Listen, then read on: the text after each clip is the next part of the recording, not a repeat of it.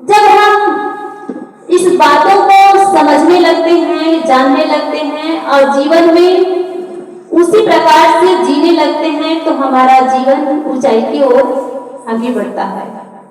नहीं तो फिर सत्संग तो सुन ही रहे हैं। आज समाज में सत्संग की कमी नहीं है बंधुओं।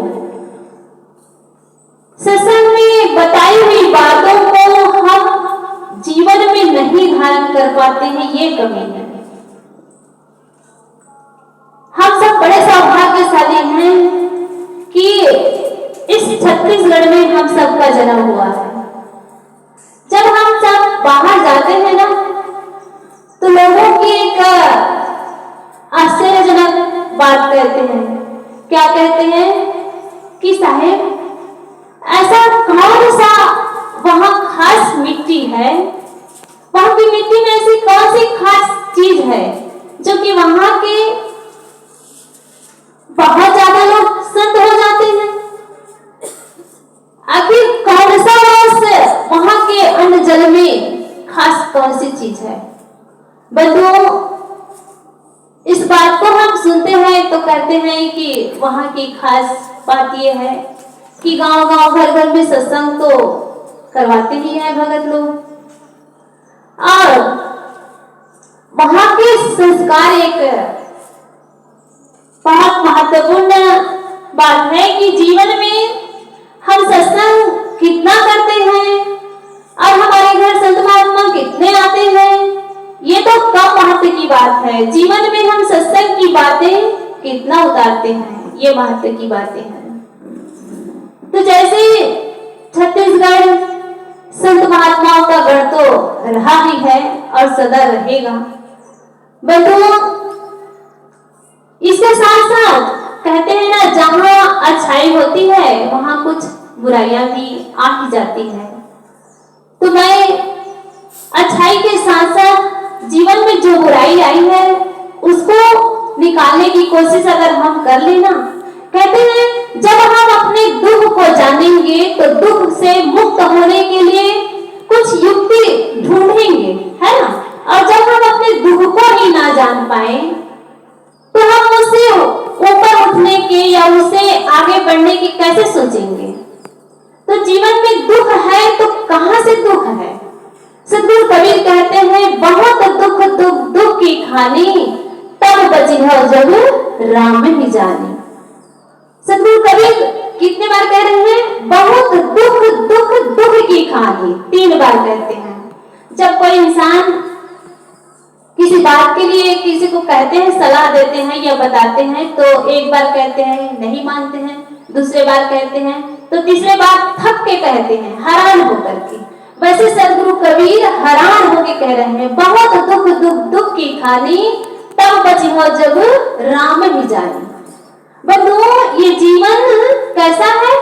वैसे तो जो अच्छी तरह से जिए, बढ़िया मुक्ति की ओर आगे बढ़े, उनके लिए तो सुख की खानी है।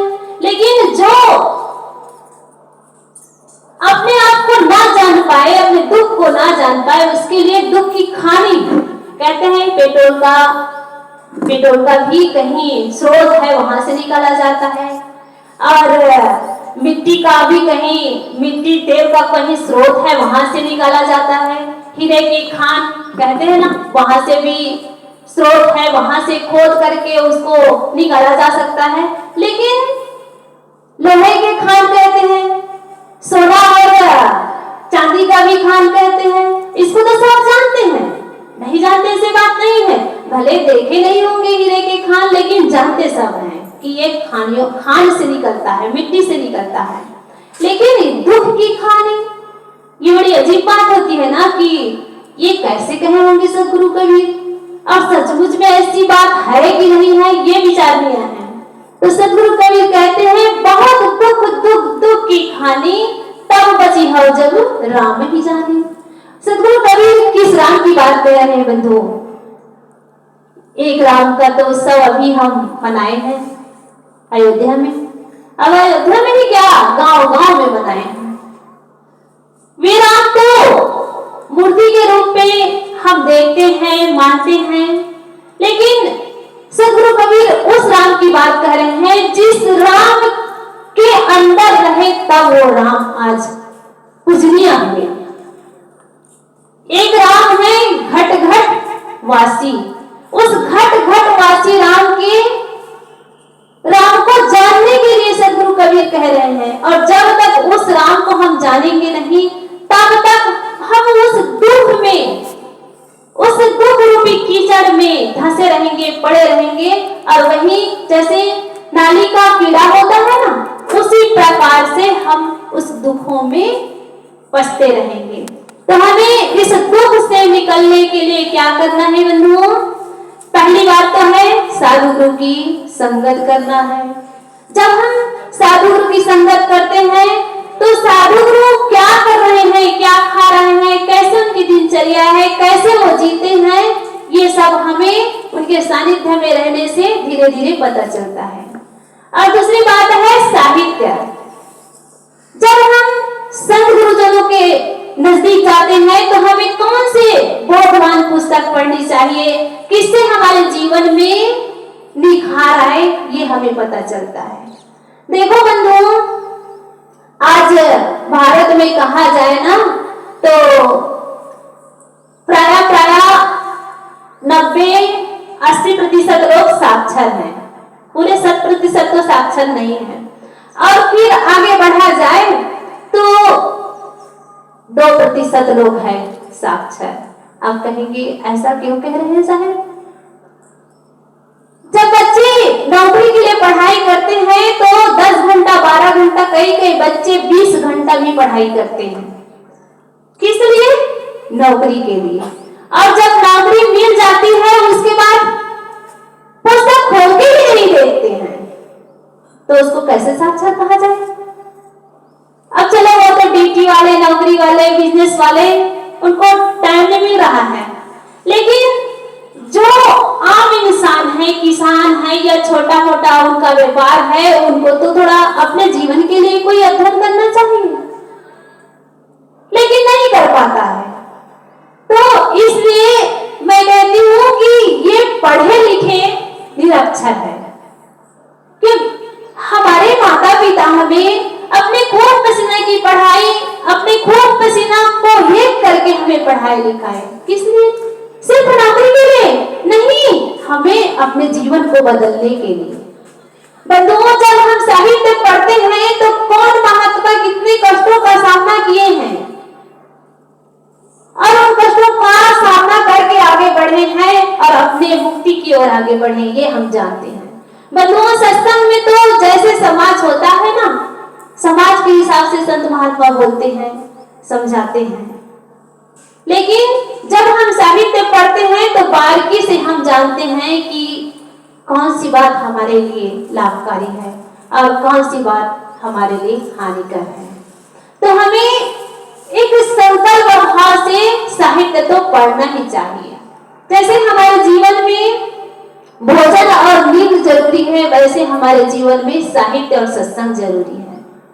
और जो इन बातों को जान लेता है उनके जीवन में निखार आने लगता है, और जो इन बातों को नहीं जानते हैं उनके जीवन में जीवन पूरा बीत जाए लेकिन जैसे हैं वैसे रह जाते हैं।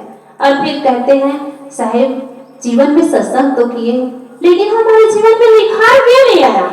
तो निखार कैसे आएगा भाई? हमारे गुरुजन रोज रोज कह रहे हैं, जहां जाते हैं वहां कह रहे हैं, सत्संग के साथ साथ आप साहित्य का अध्ययन करिए, स्व का अध्ययन करिए। साहित्य और स्व में क्या होता है बंधुओं? स्व का अर्थ है अपने आप की ओर लौटना।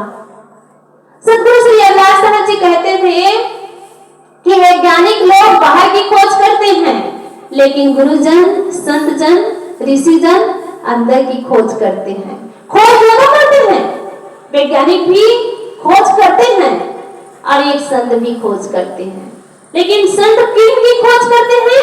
अपने अंदर की ओर जाकर खोजते हैं और वैज्ञानिक बाहर की ओर खोजते हैं। तो हमें अंदर की ओर जाना है, उस राम तत्व को जानने के लिए, समझने के लिए। कौन सा राम? जो आज मूर्ति के रूप में बैठे हैं ना, उसके घट में भी थे, हमारे घट में भी है, आपके घट में भी है।